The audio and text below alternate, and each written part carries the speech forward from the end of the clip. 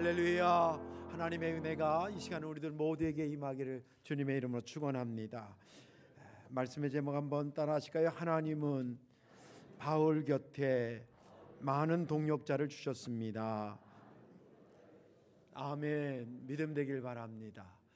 설교 듣기 전에 이런 생각을 한번 하면 좋겠습니다. 여러분들이 오늘까지 신앙생활 하는 동안에 여러분들을 도와준 분들이 많을 텐데 그 중에 유독 떠오르는 분을 한번 생각해 보시길 바랍니다. 여러분들 신앙에 많은 도움을 주었던 그분, 또 그분이 어떻게 나에게 도움을 주셨는지 그런 것도 한번 떠올리면 좋겠습니다. 그런 생각을 가지고 오늘 말씀을 듣기를 바랍니다.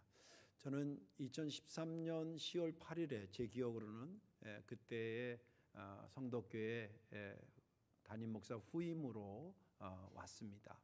그리고 이듬해에 목사님이 은퇴를 하시고 2014년 5월부터 제가 정식 담임이 됐습니다. 이 큰 교회 담임이 되긴 했지만 사실은 저는 성덕교회에 대해서 아는 게 거의 없었습니다.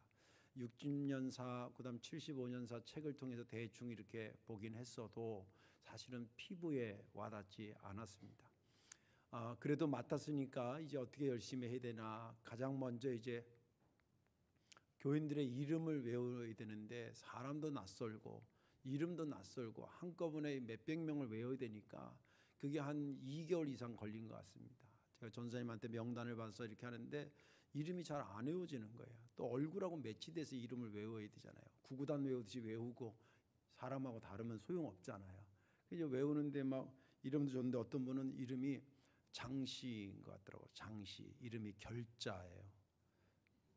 그래서 장결자 이분이 누구지? 그랬더니 보니까 저 신학교에서 장결자라고 배운 적이 없거든요. 알고 봤더니 오랫동안 결석한 사람을 장결자라. 그래서 아무튼 그 이제 한 2개월 걸려서 사람의 이름을 어떻게 어렵게 이제 알았는데 그 다음에 보니까 관계를 알아야 되겠더라고요. 내 생각에는 이분하고 이분이 부부인 줄 알았어요. 알고 보니까 큰일 날 뻔했어요. 딴 사람이 남편인 거예요. 이제 뭐 그런 거라든지 누구와 누구의 자녀다, 어머니다, 아버지다, 자부다, 뭐 이런 관계들 있잖아요. 그게 또 이렇게 알아야 되겠더라고요. 아무튼 그런 겁니다. 그 당시에 벌써 우리 교회가 75년의 역사였기 때문에 이미 훌륭하신 목사님들이 우리 교회 담임을 많이 하셨어요. 이건 그냥 뭐 제가 겸손하려고 그런 게 아니라 실제가 그래요. 예를 들면 제가 기억하는 유영선 목사님, 최강료 목사님은 진짜 유명한 분들이에요. 뭐 딴 데는 모르겠지만 적어도 이 중부연회나 이 인천 시내에서는 알아주는 목사님들입니다. 그런 분들이 목회를 하셨고 그분들이 유명하시다 보니까 그분들이 초청해서 부흥회 하실 때 제가 오신 분들을 보니까 정말 기라성 같은 목사님들이 다 우리 교회 와서 부흥회도 하고 그러셨더라고요.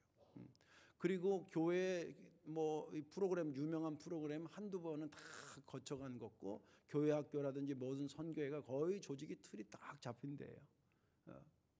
그래서 제가 와가지고 뭐 새로운 것이라고 생각해서 뭘 해도 나중에 가만히 들여다보면 옛날에 다 해봤던 것들을 한 줄 모르고 제가 새 거 하는 것처럼 한 것뿐이에요. 예를 들면 그런 겁니다. 그렇게 세월이 11년이 지났습니다. 돌이켜보니까 11년 동안 목회를 이렇게 꾸준히 할 수 있었던 것은 첫째는 하나님의 은혜고 두 번째는 훌륭한 장로님들의 협력이고 또 세 번째는 여러분들의 응원과 따라주심이었습니다. 예전에 장로님들하고 어떤 뭐에서 회의를 하면 목사님 그 몇 년 전에 우리 교회 해봤는데 그 소용없어요. 별로 없어요. 하지 마세요. 이런 분이 한 분도 안 계셨어요. 한 번은 제가 여기 이제 24년대 담임이 돼서 기도 교회 와서 무엇을 해야 되나 기도하고 그러는데 자꾸 선교해야 되는 그런 마음이 들어서 1년에 2교회씩 이게 늘려나가는 선교를 좀 하면 좋겠다. 근데 그 당시에 우리 교회 건축 빚이 29억이었습니다. 그리고 한 달에 제 기억으로는 이자만 몇만 원 빠지는 1,000만 원씩 나갔어요. 그러니까 1년에 이자만 1억 2천이 나가는 거예요. 그런 가운데 계산적으로는 언밸런스 같은 이야기죠. 아니 지금 한 푼이라도 모아도 시원찮을 판인데 1년에 2교씩이니까 계속 늘려요. 2년에 4년, 4교회, 3년이면 6교회, 8교회, 10개 쭉 늘려나가는 건데 그걸 제가 겁 없이 얘기하는 거예요. 그냥 믿음으로 물론 하는 거죠. 근데 그 당시에 우리 장로님들이 잘 아시다시피 몇십 년 사업만 하신 분도 있었고요.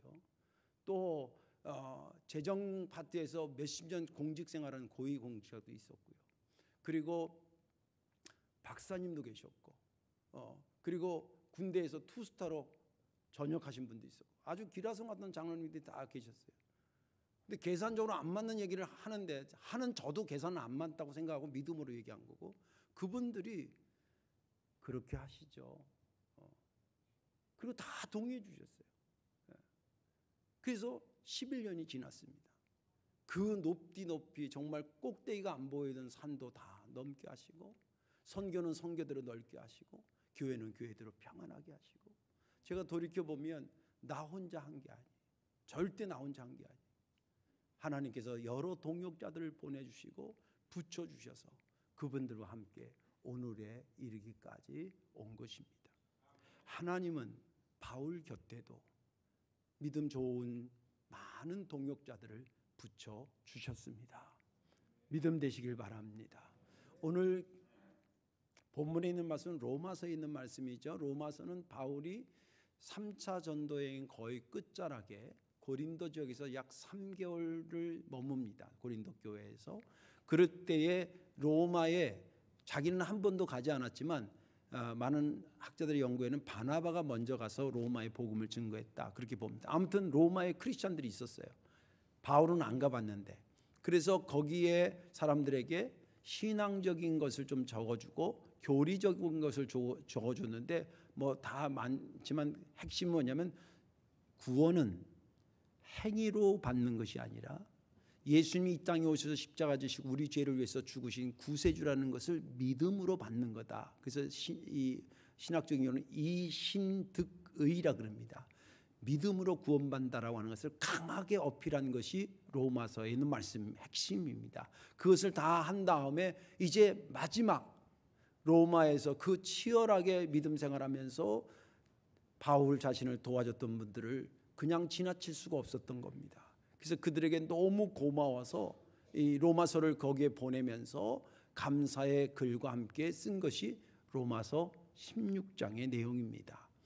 16장 오늘 읽은 본문은 크게 둘로 나누는데 하나는 1절에서부터 2절까지는 베베 여자 집사, 갱그라야 교회에 있었던 베베라고 하는 여자 집사에게 아마 학자들의 얘기는 로마서를 써서 그 베베 집사를 통해서 로마에 전달해 주는 그 사람이었다고 봅니다. 그 사람에 대한 추천 내용, 이 사람이 가면 정말 극진히 맞아달라. 이 사람은 나를 얼마나 많이 도와줬는지 나의 보호자 같은 사람이다. 그런 얘기를 하고 그리고 3절부터는 브리스가와 아굴라 부부부터 시작해가지고 거기에 루포라든지 여기 이름 오늘 성경 읽느라고 우리 권사님이 애먹었는데 하필 맡았는데 왜 이렇게 이름이 많은 데를 맡았을까? 근데 너무 아나운서처럼 잘했어요. 그죠? 박수 한번 하겠습니다. 네, 너무 잘 읽어줬어요. 목소리도 하고 이게 듣는 귀도 아리아리한데 읽으려면 얼마나 혀가 꼬였겠어요. 근데 아무튼 그 사람들을 쭉 얘기하면서 너무 고마운 사람들이다. 다 형용사가 붙어요. 조금 이따 더 설명할 거예요. 이름 앞에 형용사가 붙어요. 이 사람은 이런 분. 그게 다 고마움을 느꼈던 느낌들이거든요. 그 형용사를 붙여가면서 이 사람들을 28명 정도를 쭉 나열하고 그리고 그 더불어 교회들에 대한 이야기 이런 거 하면 실제는 로마에 있던 여러 교회들의 교인들 전체한테 감사하는 거예요. 근데 그 감사하는 것이 얼마나 진지하고 정말 내면에서 나오는 소리인지 예를 들자면 4절의 말씀에 이렇게 기록되어 있습니다. 4절에 그들은 여기서는 브리스가와 아굴라 부부를 얘기하는 거예요. 그들은 내 목숨을 위하여 자기들의 목까지도 내놓았나니 나뿐 아니라 이방인의 모든 교회도 그들에게 감사하느니라. 문학적 표현이긴 하지만 실제도 그랬어요. 정말 바울과 함께 죽으려고까지 한 거예요. 그런 분을 말하기를 내 목숨을 위해서 자기의 목까지 내놨던 부부들이다. 너무 고마운 분이 내가 평생 잊을 수 없는 분이다. 그런 내용이에요. 그런 것들이 쭉 나열되면서 그들에 대한 고마움을 기록한 것이 본문의 전반적인 말씀입니다. 저는 이 말씀을 읽으면서 크게 두 가지가 은혜가 있어요. 하나는 하나님께서 바울에게 돕는 동역자들을 많이 붙여주셨구나라고 하는 것이 은혜가 됐고, 두 번째는 그 동역자를 붙여주신 하나님께 감사하고 그냥 있지 않고 또 자기에게 여러 가지로 도와줬던 동역자들한테 안면몰수하지 않고 정말 진실한 마음과 행동으로 그들에게 감사했던 바울의 모습이 그렇게 은혜가 됐습니다. 오늘 말씀에 저와 여러분들이 은혜 받으시고 나의 삶에 많은 믿음의 동역자를 보내주신 하나님께 감사하시고요, 또 그분들에게 다시 한번 감사하는 그러한 12월이 되기를 주님의 이름으로 축원합니다. 오늘 말씀의 첫 번째는 뭐냐면, 하나님은 왜 바울 곁에 그런 많은 믿음의 동역자를 붙여주시는가라고 하는 것입니다. 그 첫째는 할 일은 크고 바울은 작았기 때문입니다. 2절 말씀에 보면 이렇게 기록되어 있어요. 너희는 주 안에서 성도들의 합당한 예절로 그를 영접하고 무엇이든지 그에게 소용되는 바를 도와줄지니 이는 그가 여러 사람과 나의 보호자가 되었습니다. 이 보호자라고 하는 말은 혈연적인 관계를 말하는 게 아니고요, 어머니가 아들 보호해주는 그런 거가 아니라 얼마나 많이 도와줬는지, 나는 그 사람을 표현하기에는 내 보호자라고 해도 과언이 아니다 는 거예요. 너무 많이 나를 완전히 책임질 정도로 도와준 사람이다, 내가 잊을 수 없는 분이다 라고 하는 겁니다. 근데 그것을 뒤집어서 생각하면, 바울의 입장에서 뒤집어서 생각하면 바울의 그 당시의 상황이 어떤 거냐면 많은 사람들의 도움을 받지 않으면 안 되는 상황이었다는 거예요. 너무 어렵고 힘든 상황이었다. 예를 들어 볼게요. 그 사람 상태에 대해서 얘기를 하자면 신분의 상태를 얘기합니다. 이 사람은 아시다시피 바리새파 중에 바리새인이에요. 예수 믿는 사람들 막 잡으러 다니던 사람이에요. 그러다 어느 날 잡으러 가다가 예수님 만나가지고 완전히 180도로 바뀌었어요. 그러니까 유대교 입장에서 뭐라 그러겠어요? 저 배신자 저거. 유대교한테는 지금 배신자 소리를 들어요. 그리고 초대교로 이제 자기가 예수 믿는 사람이 됐으니까 교인이 된 거 아니에요. 근데 초대교회 당시에 이제 많지는 않지만 초대교회 나름대로 조직이 있었단 말이에요. 그 사람에서 보니까 아니 엊그저께까지 예수 믿는 사람 잡으러 다니던 게 어느 날 갑자기 자기가 바뀌었다 그러면서 우리 공동체에 들어온다는데 이게 진짜인지 가짜인지 알 수가 있어야지. 그래서 예수님이 환상 가운데 아나니아한테 야 집가라는 거리에 가가지고 눈이 멀고 있는 바울이라는 사람이 있는데 안수해서 눈 뜨게 해줘라, 그런 계시를 주잖아요. 그때 아나니아가 뭐라냐면 아니 예수님 저기 그 좋은 일이긴 한데 제가 듣기로는 바울이 우리 믿는 사람들 막 다 이랬던 사람으로 듣고 있는데 그 가서 그 해줘도 되는 건가요? 그때 야 걱정하지 마, 내가 이방인을 구원하려고 그 사람을 선택한 거야, 가서 해줘. 그래가지고 순종하니, 예전에 그런 분위기예요. 그리고 사실은 이거 성경에 나와 있는 것을 깊이 연구해 나오는 건데 12제자하고 바울하고 아주 미미한 텐션이 있었어요.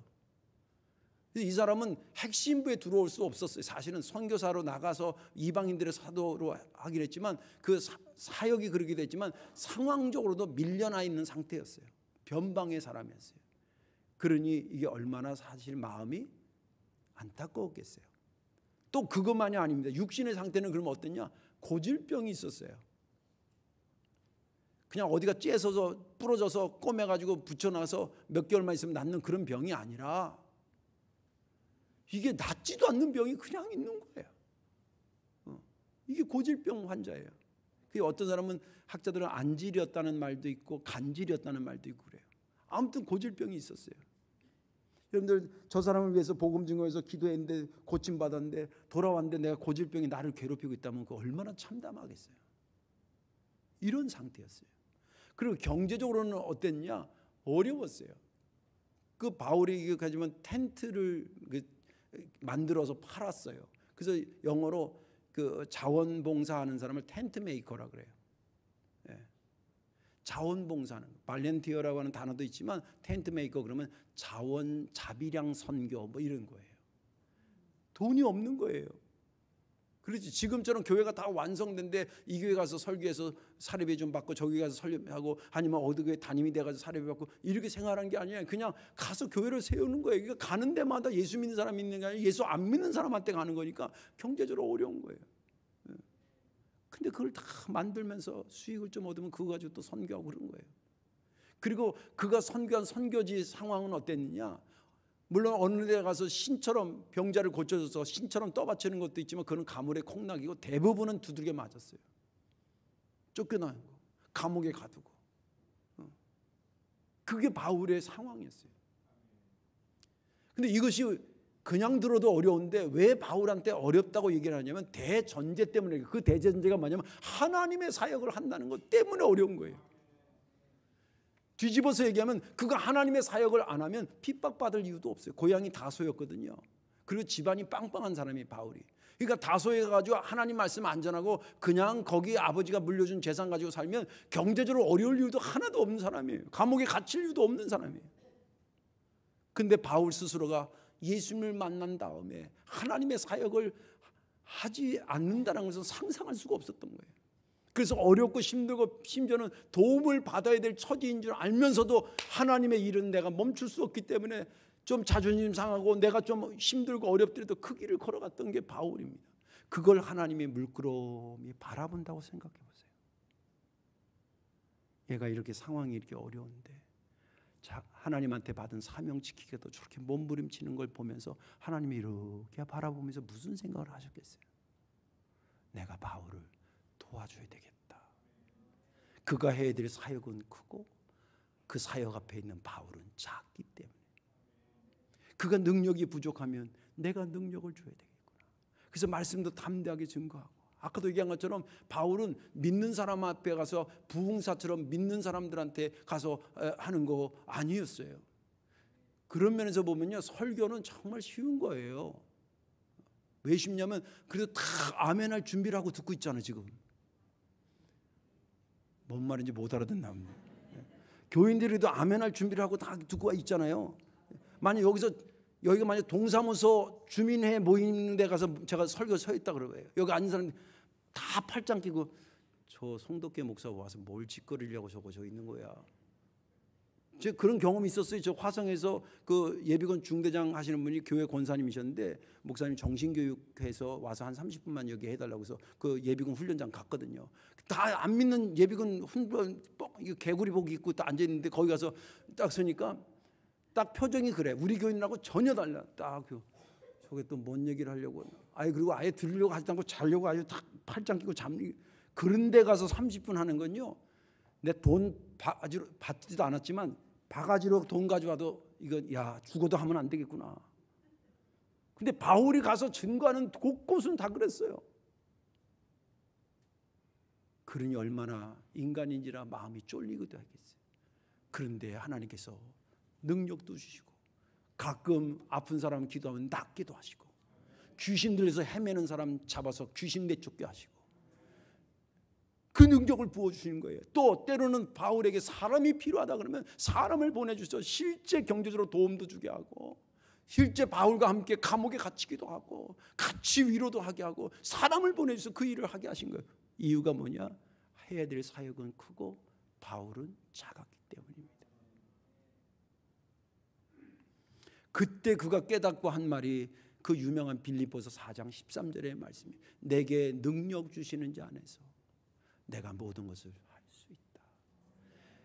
거기 대전제 내게 능력 주시는 자 안에서 그것이 사라지면요, 내가 모든 것을 할 수 절대 없다예요. 근데 바울은 하나님의 능력을 부어주신 것도 경험했고 하나님께서 생각지도 않은 사람 동역자를 보내서 그 일을 하게 한 걸 자기가 알거든요. 그래서 그 고백을 하게 된 거예요. 옛날이나 지금이나 하나님의 일은 덜 컸어요. 누구보다 그를 수행하는 사람보다는 덜 컸어요. 예를 들어 볼게요. 출애굽 사건 어마어마한 사건입니다. 그 출애굽 사건에 그 옆에 서 있는 모세를 한번 비교해 보세요. 엄청난 큰 일에 조그만한 사람이 하나 있는 거예요. 또 나라를 다스리는 일이 얼마나 큰 겁니까? 나라를 다스리는 큰 일 앞에 조그맣게 서 있는 다윗을 한번 생각해 보세요. 세계 선교라고 하는 어마어마한 큰 일 앞에 고질병이 있는 바울이 서 있다고 생각해 보세요. 얼마나 초라하고 작아요. 우리 성도교회를 통해서 역사하실 큰 하나님의 역사 옆에 최용석 목사를 갖다 놔보세요. 얼마나 초라해요. 그래서 하나님께서 모세에게는 아론과 여호수아를 붙여주시고 할렐루야. 그리고 다윗에게는 나단 선지자를 붙여주시고 바울에게는 오늘 본문처럼 어마어마한 믿음의 동력자를 세워주시고 성도교회 저를 위해서는 여러분들을 세워주시고 여러분들을 위해서는 저를 동역자로 삼아주셨어요. 이 동역자를 허락하신 하나님 앞에 영광 돌리는 저와 여러분들 되시기를 주의 이름으로 축원합니다. 하나님의 일은 크고 그 앞에 선 우리는 작기 때문에 하나님께서 동역자를 보내주신 것이었습니다. 자, 이런 동역자를 부여받고 동역자의 은혜를 받은 바울의 반응을 보면 크게 두 가지입니다. 하나는 겸손하고 두 번째는 말과 행동으로 깊이 감사하는 것이었습니다. 오늘 여기 1절부터 쭉 보면 고맙다 고맙다는 얘기들을 쭉 합니다. 여러 사람들에 대한 이야기를 해요. 근데 여러 사람들의 얘기를 하는데 거기에 자신에 대한 이야기는 안 해. 근데 우리가 좀 알지만 우리 사도행전의 세계 역사의 세계 선교의 역사라든지 또 바울이 한 사역에 보면 진짜 가장 누가 많이 박수를 받고 위로를 받아주면 바울이에요. 근데 자기는 그거 한 거에 대해서 전혀 티를 내지 않아. 심지어는 다른 여기는 아니지만 딴 데는 자기를 표현하기로 만삭되지 못하여 난 자와 같은 나 바울 이렇게 돼 있어요. 죄인 중에 괴수였던 나 바울 이렇게 표현해요. 문학적 표현이 아닌 실제 본인이 그렇게 생각했어요. 여기는 오히려 어떻게 보면 주인공인 바울은 자기는 빠지고 동역자를 보내주신 하나님께 대한 감사, 그리고 동역자들을 위해서 그 사람들에 대한 것을 감사하면서 문안 인사해달라고 쭉 그것을 기록하고 있어요. 이게 뭐냐면 주 안에서 갖고 있는 그의 겸손이었습니다. 동역자를 보면서 겸손해지는 거예요. 그가 이렇게 겸손한 것은 인격적으로 내가 좀 겸손해야지 이런 도덕적인 그런 어떤 자기 마인드 컨트롤을 통해서 겸손해지 그거 아니에요. 실제 자기가 선교를 하다 보니까 이게 내가 했는데 내가 한 게 아닌 거예요. 제가 목회 35년 했는데 솔직하게 얘기했지만 35년 분명히 목회를 내가 한 거거든요. 근데 그 결과들을 보면 내가 한 게 아니에요. 순간순간 하나님의 도우심과 하나님이 보내신 많은 믿음의 동역자들이 와가지고 그것을 가능케 했던 거예요. 바울도 그걸 안 거예요. 그래서 그 사실들을 얘기하고요. 정말 내가 혼자 한 게 아닙니다. 그런데 그것을 듣는 우리들은 뭐라 하냐면 바울이 참 겸손하다라고 말하는 거예요. 바울은 동역자를 보내주신 하나님에게나 또 자기를 실제 도와줬던 사람을 보면서 겸손했던 모습을 유지합니다. 또 한 가지는 말과 행동으로 깊이 감사해요. 말과 행동으로. 말뿐만 아니라 행동으로까지 감사했다는 거예요. 오늘 여기 본문에 보면 짧지만 그 사람을 소개하면서 그 앞에 붙인 형용사들이 있어요. 이게 다 자기가 느꼈던 것들이거든요. 어떤 형용들이 있냐면 쭉 추론해 보면 이런 겁니다. 나의 보호자라는 표현이 있고 내 목숨을 위해 자기 목을 내놓았다는 말도 있고 처음 믿었던 사람이라고 또 많이 수고했다고 나보다 먼저 믿은 사람이라는 표현 함께 갇혔다라고 또 많은 사람에게 존경받는다고 내가 사랑한다고 나의 동역자라고 표현하고 택하심을 받았다고 그러고 많은 사람에게 인정받았다고 표현했어요. 이 사람 얘기하면서 그 앞에 형용사들이 붙여진 것들이에요. 여러 형용사들 여러 사람들에게. 그건 뭐냐면 그의 나를 위한 협력한 것을 나는 잊을 수 없다 그 뜻이에요. 잊을 수 없다는 거예요. 구체적으로 그것을 감사하고 그랬던 것입니다. 이 로마서를 보면 로마서를 여러분들 아시다시피 3차 전쟁 거의 끝자락에 고린도 교회에서 썼다라고 그랬잖아요. 이게 중요한 이유가 있습니다. 장소와 때를 얘기하는 것도 중요하지만 그것이 주는 의미가 있어요. 지금 여기 편지를 통해서 아무개가 이렇게 고맙다 저렇게 고맙다 그러니까 감사하다 문안 인사드려라 막 이렇게 쓰잖아요. 예. 그 감사하고 말로나 글로 끝나지 않았다는 것을 얘기하기 때문에 중요한 거예요. 그가 지금 이걸 쓰고 나서 나머지 선교 일정을 다시 시작합니다.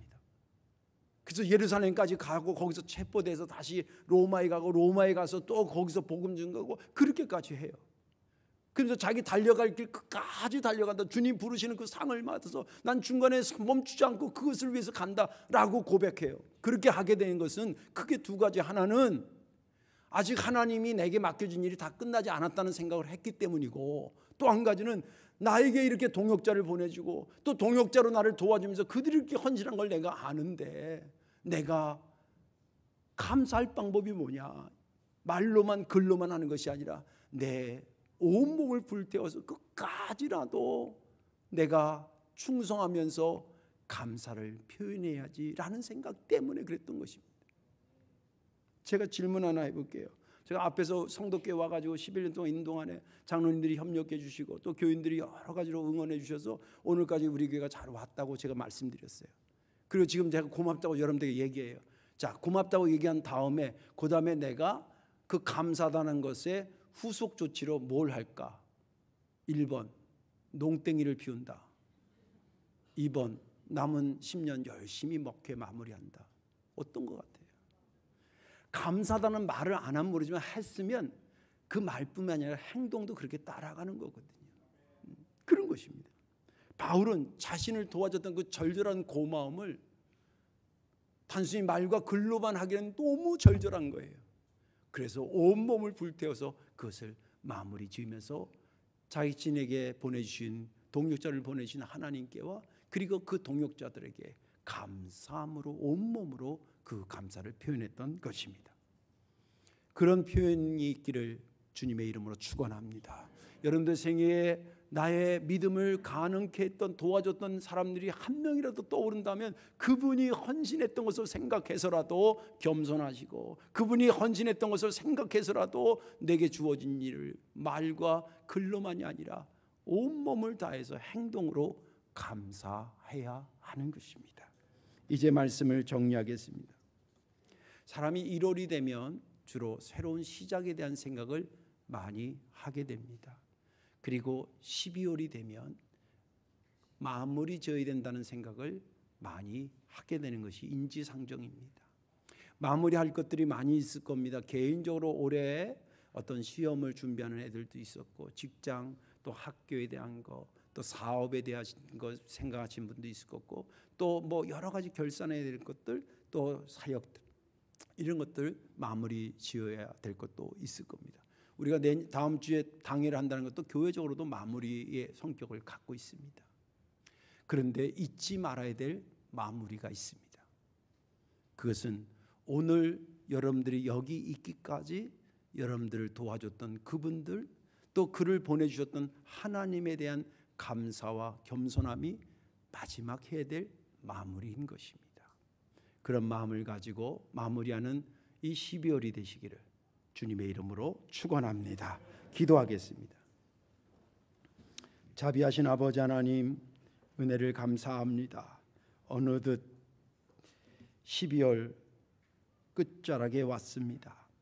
돌이켜보니 오늘의 내가 있기까지 하나님께서 유심히 관심을 가지셨고 또 할 일에 비해서 우리가 너무나 연약하고 부족하다는 것을 알았기 때문에 많은 동역자들을 보내주셨음을 깨닫게 하시니 감사합니다. 사역에 대한 마무리도 마무리지만 하나님께 감사하고 많은 동역자들의 헌신에 고개 숙여 감사하는 그런 마무리 12월 되게 하여 주옵소서. 예수님의 이름으로 기도하옵나이다. 아멘.